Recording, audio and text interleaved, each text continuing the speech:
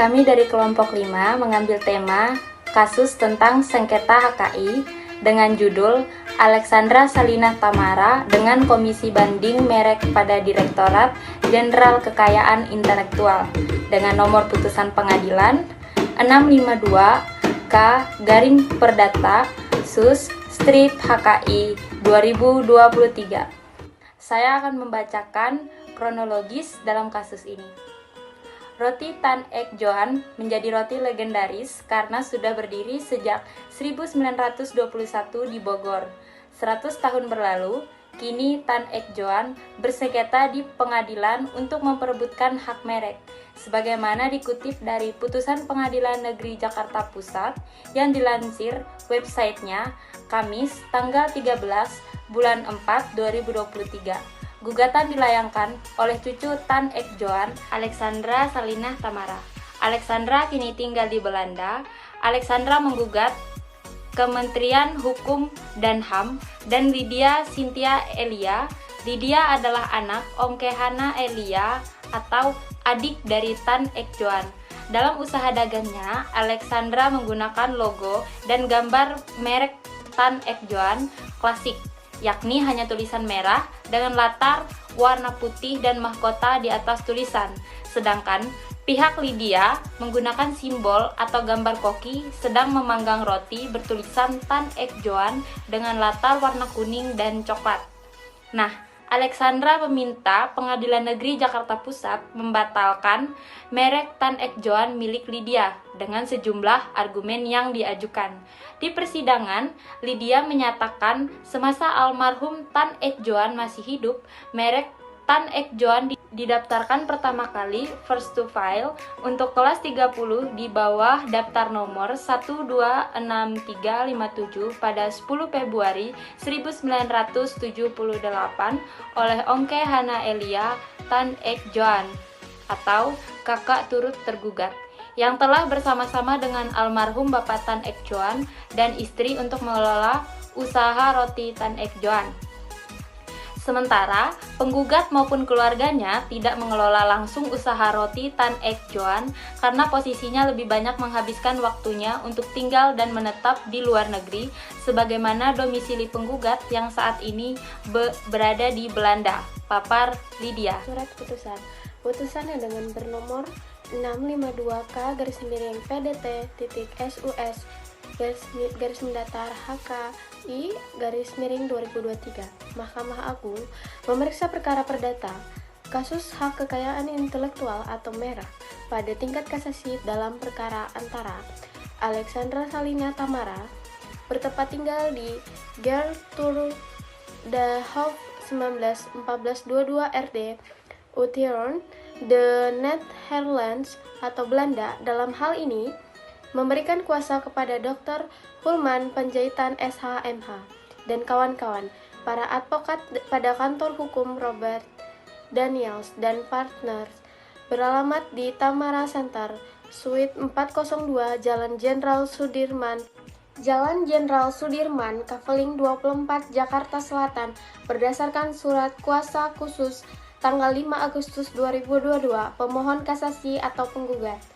Lawan, Komisi Banding Merek pada Direktorat Jenderal Kekayaan Intelektual Kementerian Hukum dan Hak Asasi Manusia Republik Indonesia yang berkedudukan di Jalan HR Rasuna Said, Kaveling 8-9 Kuningan, Jakarta Selatan, termohon kasasi atau tergugat.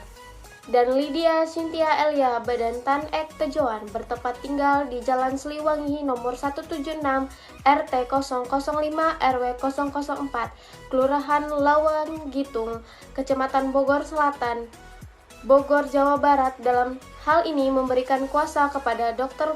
Laudianto SH.MH MM dan kawan-kawan para advokat pada kantor hukum Ludianto dan Asos yang beralamat di Jalan Hayamuruk nomor 3I, J dan JJ Jakarta Pusat berdasarkan surat kuasa khusus tanggal 21 Februari 2023. Turut termohon kasasi atau turut tergugat. Turut termohon kasasi telah mengajukan kontra memori kasasi tanggal 24 Februari 2023 yang pada pokoknya menolak permohonan kasasi dari pemohon kasasi, menimbang bahwa terhadap alasan-alasan permohonan kasasi tersebut, Mahkamah Agung berpendapat bahwa alasan-alasan kasasi tidak dapat dibenarkan, Judex Vantik tidak salah menerapkan hukum.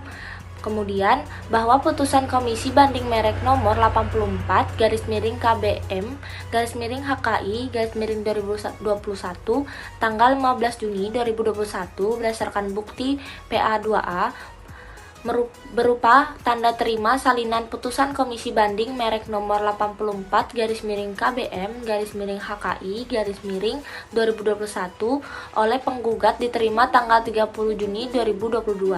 Sedangkan penggugat mengajukan gugatan atas putusan penolakan permohonan banding pada tanggal 30 September 2022 ke Pengadilan Niaga pada Pengadilan Negeri Jakarta Pusat yang menuntut Judex Vantik 1 bulan adalah 30 hari sehingga 3 hari bulan adalah 90 hari, sedangkan gugatan dilakukan pada hari ke-93 sehingga gugatan penggugat telah melewati tenggat waktu 3 bulan, menimbang bahwa berdasarkan pertimbangan di atas ternyata putusan Pengadilan Niaga pada Pengadilan Negeri Jakarta Pusat dalam perkara ini tidak bertentangan dengan hukum dan undang-undang, maka permohonan kasasi yang diajukan oleh pemohon kasasi Alexandra Salina Tamara tersebut harus ditolak.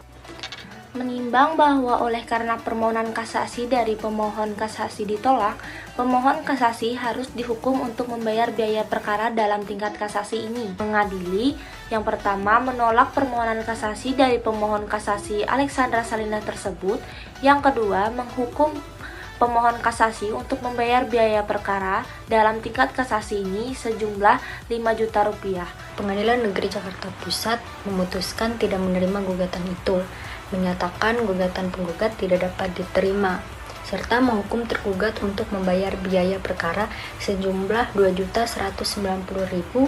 Menurut kami, hal menarik dari putusan tersebut karena pihak pertama atau penggugat Alexandra Salina Tamara dan pihak kedua tergugat Lydia Cynthia Elia, keduanya merupakan cucu dari Tan Ek Joan, yang berarti mereka bersengketa antar keluarga.